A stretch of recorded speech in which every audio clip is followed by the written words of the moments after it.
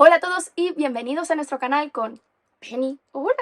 Y yo soy Mary y bienvenidos un día más a mi habitación de cuando era pequeña y a mi voz afónica, así que tened un poco de paciencia. Hoy os traigo una novela True Crime y en concreto Obedeceré a Dios de Jon Krakauer con el subtítulo de El crimen que puso la fe a prueba, aunque hay que decir que el título y el subtítulo en inglés son bastante diferentes, ya que se llama Under the Banner of Heaven, A Story of Violent Faith, que se puede traducir como Bajo el estandarte del cielo, historia de una fe violenta. Se trata de una novela de no ficción, siendo true crime, por este escritor estadounidense que fue publicado en el 2003, aunque hay que decir que después hay una edición revisada por el propio Jon Krakauer a raíz de una carta que recibió de la Iglesia mormona y que incluye pues esta carta, las críticas de la Iglesia y los cambios que hizo cuando vio que había cosas que no había sido lo suficientemente exacto. Y esta edición revisada es la que ahora está publicando el sello Península de la editorial Planeta, que tiene 508 páginas y que tengo que decir que me la ha mandado gratuitamente la editorial, pero que genuinamente me ha gustado. Antes de aceptarlo siempre miro las reseñas y las opiniones que tiene porque quiero decir lo que realmente pienso de un libro. Y con respecto a este libro, pues aparte de que hay algún typo y que la parte true crime del crimen en sí pues no es la parte más importante en realidad, es una novela que he disfrutado muchísimo, que me ha parecido muy interesante, que está muy bien escrita y que me ha enseñado muchísimas cosas sobre la fe mormona que yo no sabía, porque creo que aquí en Occidente quizás es una grande desconocida cuando es una religión que cada vez es más importante y que quizás deberíamos saber más. Ha sido además adaptada a una miniserie por Star en 2022, protagonizada por Andrew Garfield, que hace de un detective mormón que investiga precisamente los asesinatos que se tratan en este libro de los hermanos Lafferty. La novela está escrita como un trabajo de investigación puro y con eso que quiero decir, que no hay partes noveladas, que no hay diálogos y que cuando se cita algo, se cita textualmente lo que Jon Krakauer ha obtenido en una entrevista, sin que haya una novelización, una reimaginación por su parte. Pero como os he dicho, a pesar de todo esto, no es una investigación que se haga pesada para nada porque es muy fácil de leer y está muy bien escrito, por lo que si os interesa la fe mormona, la religión mormona y os gusta el true crime, es una muy buena combinación. Y esto es porque en realidad el crimen alrededor del que gira toda la novela es una excusa para analizar a conciencia la historia de la Iglesia mormona, o como su nombre oficial dice, que es la Iglesia de Jesucristo de los Santos de los Últimos Días, o para abreviar la Iglesia Sud o la Iglesia mormona, que fue fundada en 1830 por Joseph Smith, por lo que es una religión en realidad muy reciente. Y en especial hace hincapié en las sectas fundamentalistas de esta religión, que son muy potentes y que en realidad todo el fundamentalismo religioso que escuchamos en Estados Unidos tiene mucho que ver con los fundamentalistas mormones. Y este profundo análisis es porque los asesinos, que originalmente formaban parte de la Iglesia mormona, en los últimos años se habían ido radicalizando, adentrándose en el fundamentalismo, cambiando completamente. Y por eso mismo son unos crímenes que no se pueden explicar ni psicológicamente ni históricamente y con ningún tipo de aproximación sin entender qué es lo que propugna la Iglesia mormona y especialmente por qué las sectas fundamentalistas tienen tanto peso y por qué generan el tipo de persona que generan. Porque realmente los seguidores de estas sectas fundamentalistas tienen unas convicciones muy particulares que se diferencian bastante de la Iglesia oficial mormona, que en realidad pues no las acepta y las persigue, pero es cierto que siempre hay un doble rasero con todo esto. Es un libro que evidentemente no ha gustado a la Iglesia mormona, no tanto por los asesinatos, porque es algo que la propia Iglesia mormona pues le repugna, sino por la sinceridad del estudio de la historia de la Iglesia mormona, ya que en su discurso oficial obvia todas las partes de la violencia y el pasado sangriento de la Iglesia mormona y se presenta únicamente como víctimas de una persecución religiosa por parte del resto de los Estados Unidos, y no es tan así, porque si bien es cierto que históricamente la Iglesia mormona ha tenido que cambiar muchas veces de ubicación, especialmente durante el siglo XIX, porque fue siendo expulsada sistemáticamente de todos los sitios en los que se ubicaba, es también cierto que una parte importante de este rechazo es por las propias convicciones de la Iglesia mormona, ya que una cosa que hay que tener en cuenta y que es muy importante y que es algo que yo realmente no tenía claro, es que los mormones están convencidos que son el pueblo escogido por Dios, que son los descendientes de Israel. No me preguntéis cómo, porque esto nació en Estados Unidos, y su actitud se basa en el discurso del enemigo, es decir, en establecer una dualidad entre ellos y el resto de la humanidad. Ellos se autodenominan santos, que es algo que a mí ya me parece prepotente, este tipo de denominación, y el resto de la humanidad que existe son los gentiles, los cuales no merecen su respeto precisamente porque no son el pueblo escogido y están condenados, por lo que los despreciaban abiertamente. Esto sigue pasando en las sectas fundamentalistas, pero la iglesia oficial ha cambiado muchísimo. Este desprecio lo llevaban allí donde iban y con el tiempo hacía que la población que se encontraba originalmente en ese territorio pues los acabase rechazando porque no querían crear ningún tipo de vínculo con ellos, no querían comerciar con ellos y les empezaban a buscar realmente la ruina económica. A raíz de eso pues empezaban los conflictos entre los gentiles y los santos y esto fue escalando con el tiempo. En cada nuevo asentamiento pues la violencia cada vez estallaba más adelante porque ya se conocía lo que había pasado antes y además los mormones cada vez tenían una actitud más agresiva. Y la escalada de esta violencia, que se convirtió finalmente en una persecución por el propio gobierno de los Estados Unidos, hizo que a finales del siglo XIX la Iglesia acabase renunciando con aquello que creaba mayores conflictos con el resto de la población, que básicamente era el matrimonio plural, lo que ellos denominan matrimonio celestial, pero solamente de los hombres con las mujeres, es decir, no había mujeres que se casasen con muchos hombres, y la posibilidad de recibir revelaciones divinas directamente por cualquier miembro de la congregación, aunque es cierto que esto ya se intentó eliminar desde el principio por el propio Joseph Smith,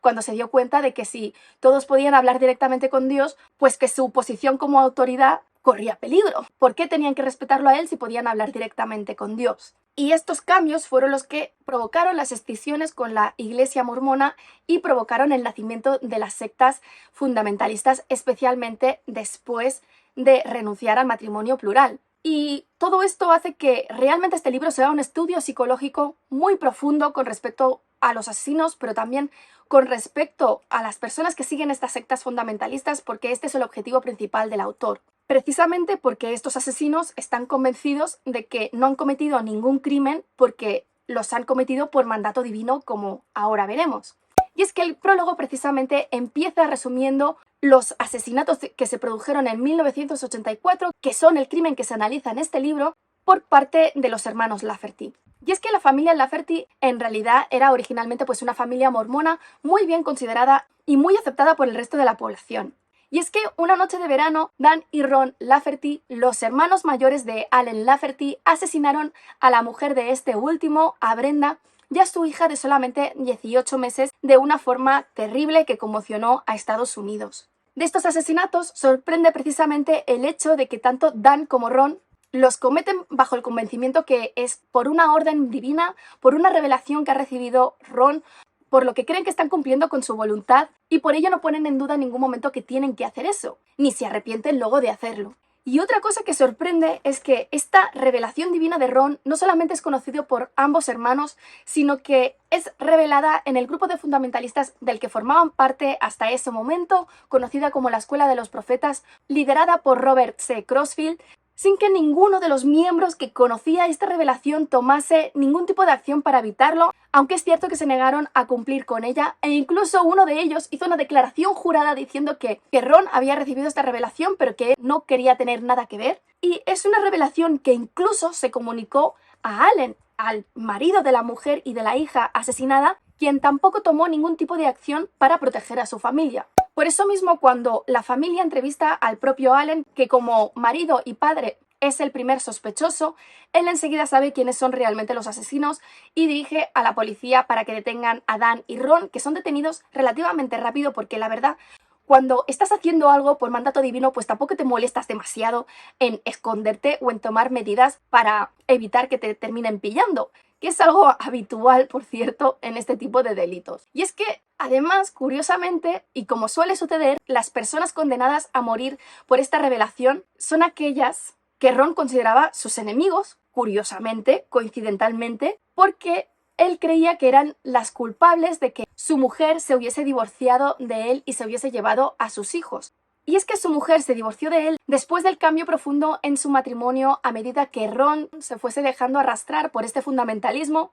pasando de ser un padre ejemplar, un marido respetuoso con su mujer, la familia perfecta que era admirada por toda la población, a convertirse en un padre temible, en una persona violenta, que maltrataba tanto a su mujer como a sus hijos, que había anulado completamente a su mujer, le había prohibido trabajar y era prácticamente su esclava a la que violaba y obligaba a trabajar para él y no se podía relacionar con nadie más. Y es un ejemplo que además siguieron todos los hermanos, que son muchos, como todas las buenas familias mormonas, a excepción de Allen, que no pudo imponer esta voluntad a su mujer porque Brenda se había criado con una familia mormona especialmente progresista y no estaba dispuesta a renunciar a su estilo de vida y a recibir órdenes y dejar de pensar por ella misma, por lo que ella es la que siempre intentaba evitar que el resto de las mujeres se viesen arrastradas por las convicciones de sus maridos. Y es alguien que molestaba especialmente a Ron. La gota que colmó el vaso para la mujer de Ron es cuando éste insistió en casarse con una segunda mujer que encima era una de sus hijastras, es decir, una de las hijas de su mujer que él había criado desde pequeña y que realmente es algo desgraciadamente habitual dentro de estas sectas fundamentalistas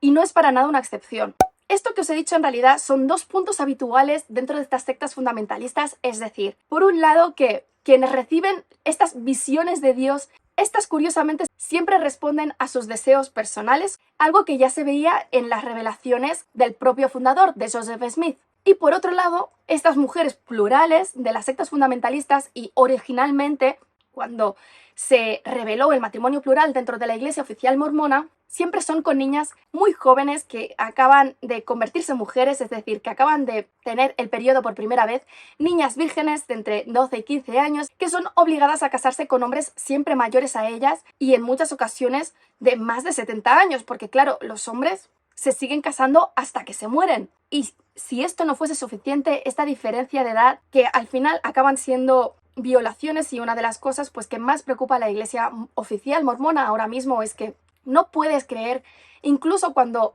estas niñas aceptan casarse con un hombre, que lo hagan libremente porque su cerebro ha sido lavado desde pequeñas para que crean que están haciendo lo correcto. Pero es que muchas veces estas hijas son hijastras, son hijas de anteriores matrimonios de sus mujeres, por lo que es normal que muchos hombres estén casados con las madres y con las hijas a la vez, e incluso, en casos excepcionales, esto se produce incluso con las hijas biológicas, cosa que aún repugna más. Y esta actitud destaca con la gran represión sexual que existe dentro del mormonismo y especialmente dentro del fundamentalismo, y hace que en estas propias sectas extremistas sean habituales los abusos sexuales de menores, no solamente por los propios padres, sino especialmente por el resto de la comunidad, por los niños adolescentes. O sea, las violaciones grupales son algo habitual en este tipo de sociedades. Cuesta encontrar a alguien que diga que no ha sido abusado. Es algo reconocido por la propia Iglesia mormona. Así que no estoy haciendo aquí propaganda en contra de esto, sino que es algo que aparece en el libro, son datos oficiales y es algo preocupante.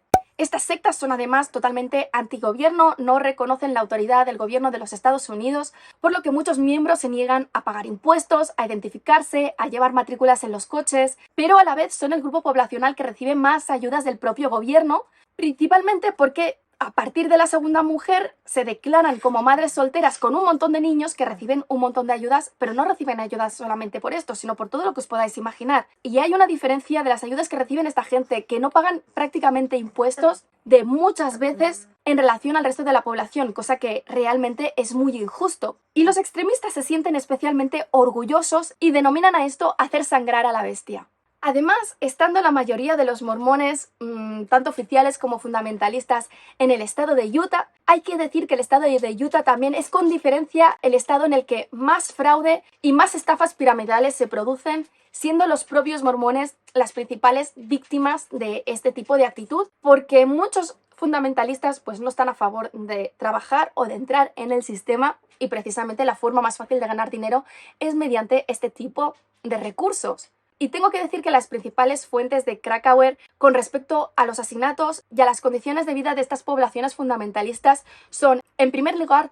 múltiples entrevistas con Dan Lafferty, que siempre está abierto a hablar con Jon Krakauer. Por otro lado, las transcripciones de los diferentes juicios de Ron, que han sido muchísimos porque se han alargado debido a si consideraban que estaba loco o no, pero que no concede entrevistas o prácticamente no las concede por lo que se tiene que basar en estas transcripciones. Entrevistas con miembros de la iglesia o con exmiembros, así como la información oficial de estadística. Y finalmente, las fuentes para la historia de la iglesia mormona, que es una parte fundamental del libro también, son multitud de libros, tanto libros aceptados por la propia iglesia oficial, de mormones y no mormones, aunque hay que decir que hay muchos mormones que han querido hacer un libro que sea cercano a lo que realmente sucedió en la historia y que han sido excomulgados por la iglesia mormona porque no aceptan ese discurso. Y es que en este libro, como os digo, es muy importante la historia del mormonismo porque después de abrir con la introducción de los asesinatos y haciendo una breve introducción con menos detalles de los que os he dicho, pero explicando otras cosas también, va combinando estos asesinatos con explicar la historia de la iglesia mormona y la situación actual que hay, especialmente de las sectas fundamentalistas, precisamente para poder explicar cómo un crimen así puede ser cometido por alguien con este tipo de convicciones y creer firmemente que estos asesinatos son mandato de Dios, por lo que no tienen que sentir ningún tipo de culpabilidad. Por ello explica la historia de la iglesia mormona desde su creación y también cómo nacieron y cómo viven las diferentes sectas fundamentalistas con las que se relacionan los hermanos Lafferty, no con todas, pero con muchas de ellas, así como algunos otros crímenes que se han cometido en su seno, tanto históricamente como en el presente. Realmente elige este asesinato, pero podría haber escogido cualquier otro, porque yo creo que hay incluso de peores, y siendo todo este contexto de la religión mormona y del fundamentalismo religioso, más del 75% del libro fácilmente. Krakauer explica la vida anterior de Joseph Smith, el fundador de la iglesia mormona, antes de esta fundación, cuando se dedicaba precisamente al fraude, diciendo que tenía visiones de dónde encontrar tesoros, estaba metido en la magia y en lo sobrenatural, pero cuando lo contrataban nunca encontraba nada. Y hubo un momento pues que esta gente se cansó y lo que terminaron denunciando. Después del juicio por los fraudes, Smith, un hombre extremadamente carismático, empezó a hablar de su propio movimiento religioso, del que se declara profeta, además, diciendo pues que recibió unas planchas de oro de manos de un ángel llamado Moroni, que tradujo y transcribió antes de que desapareciesen, y estas transcripciones son en realidad el Libro de Mormón. Aparte del Libro de Mormón, existe también otro libro sagrado que se denomina Doctrina y Convenios y que básicamente recogen las revelaciones divinas que tuvo Joseph Smith a lo largo de su vida. Precisamente para poder imprimir el Libro de Mormón, una vez le fue revelado, como no tenía el dinero suficiente después de haberse arruinado completamente ante los juicios de fraude, convenció a uno de sus seguidores para que vendiese todas sus posesiones, incluida su casa, dejando en la calle a toda su familia, para que financiase la publicación de este libro, y a partir de este momento empezará una migración continua de él y sus seguidores, debido a que continuamente son expulsados de los territorios que escogen, como os he explicado. Además, estos seguidores irán creciendo muy rápidamente de una forma que empieza a preocupar muchísimo al resto de la población, que los irá expulsando de los territorios que escogen a medida que van surgiendo los conflictos entre ambos bandos, entre los santos y los gentiles. A cada nueva expulsión, los conflictos serán cada vez más violentos porque inicialmente Smith intenta no entrar en el conflicto violento, pero llega un momento que dice que entren y que, bueno, básicamente declara la guerra a los gentiles. Pero Krakauer, una cosa que hace es destacar que la violencia sigue a los mormones allí donde van, pero que los mormones no son siempre los que inician esta violencia, pero sí son ellos los que no quieren vivir en paz con los demás, no quieren relacionarse con la población que ya se encuentra allí. Y esto, sumado a los recelos que despiertan a estas poblaciones precisamente, no solamente por no relacionarse con ellos, sino por su religión poco ortodoxa, especialmente cuando aparecen los matrimonios plurales, pues genera realmente una persecución religiosa que va haciéndose cada vez más sangrienta por parte de los dos lados, pero ninguno de los dos lados es desde luego inocente. Estos continuos enfrentamientos culminan con el asesinato de Joseph Smith en 1844, que se produce en la prisión de Carthage, donde está detenido precisamente esperando juicio por la destrucción causada por los propios mormones y que es ordenada por él, es decir, que no es inocente. Por poneros un ejemplo, entre otras cosas, se le quiere juzgar porque ha quemado un periódico y se ha dedicado a destruir las casas de los gentiles. Y de hecho es asesinado por una turba liderada por las propias fuerzas del orden, por lo que realmente es un asesinato, pero que él tampoco es inocente. Es difícil escoger un bando entre los dos. Después de la muerte de Smith, se convierte en profeta Brigham Young, después de cierta controversia sobre quién tenía que suceder a Smith, que trasladará a sus seguidores al territorio actual del estado de Utah, que en esos momentos pertenecía aún a México, pero que muy pocos años después de la guerra entre México y Estados Unidos, se termina convirtiendo en un territorio de Estados Unidos. El tiempo en el que estuvo Young al frente de la Iglesia mormona fueron con diferencia los años más convulsos de la Iglesia, no solamente por los enfrentamientos con los gentiles y el gobierno de los Estados Unidos, sino por las acciones tomadas por los dos bandos, también por los mormones, y también por la convulsión interna que produjo el aceptar el matrimonio celestial, el matrimonio plural, que era rechazado por mucha gente dentro de la propia Iglesia mormona. Y esto pues acabó causando escisiones de los seguidores de la religión, y que más adelante, cuando finalmente en 1890 la Iglesia mormona renunció al matrimonio celestial para rebajar al conflicto, pues produjo las escisiones que llevaron al nacimiento de muchas de las sectas fundamentalistas que son el objetivo de este libro. Asimismo, la posibilidad de que cualquier creyente en la fe mormona pudiese recibir revelaciones divinas, hablar directamente con Dios, fue algo descartado por el propio Smith desde muy pronto porque, como os he dicho, se dio cuenta de que esto le quitaba autoridad como dirigente si Dios podía hablar a cualquier persona, pero es algo que quedó ya arraigado y que se recuperó después por estas sectas fundamentalistas, porque en la religión oficial únicamente los mandatarios de la Iglesia pueden recibir estas revelaciones. Y bueno, eso es todo. Podría explicaros muchísimas otras cosas porque hay muchísimos detalles en este libro. De verdad que me ha parecido muy interesante. Espero que os haya gustado. Si es así, dadle al like, dejad comentarios que ya sabéis que siempre los contesto. Si no estáis suscritos, suscribíos y sobre todo dadle a la campanilla para que YouTube os avise de cuando cuelgo nuevos vídeos, que ya os aviso que en el ámbito de los libros los siguientes van a ser Los desposeídos de Ursula K. Le Guin, uno de los nuestros de Asne Seierstad, y en el ámbito de los cómics lo siguiente va a ser Thor, el carnicero de dioses de Jason Aaron y Prometea de Alan Moore. Nos vemos en el siguiente vídeo.